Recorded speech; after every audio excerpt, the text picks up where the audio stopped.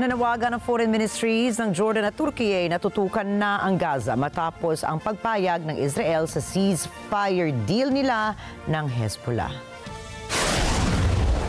Sinabi ni Sufyan Al-Quda, ang tagapagsalita ng Foreign Ministry ng Jordan, mahalaga na palakasin ang National Institution ng Lebanon, gayon din ang muling pagpapatayo sa mga nasirang gusali dahil sa giyera. Hindi rin dapat na makalimutan na mabigyan ng tulong ang Lebanon para makabangon ang kanilang ekonomiya. Ayon naman sa Foreign Ministry ng Turkey, dapat ay makibahagi na ang international community para ma-pressure ang Israel na isulong din ang ceasefire sa Gaza.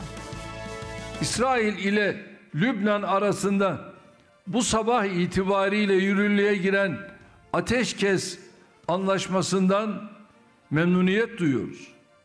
Sahada sükunetin muhafazası noktasında tüm tarafların bilhassa da İsrail'in sorumluluklarını harfiyen yerine getirmesini bekliyoruz.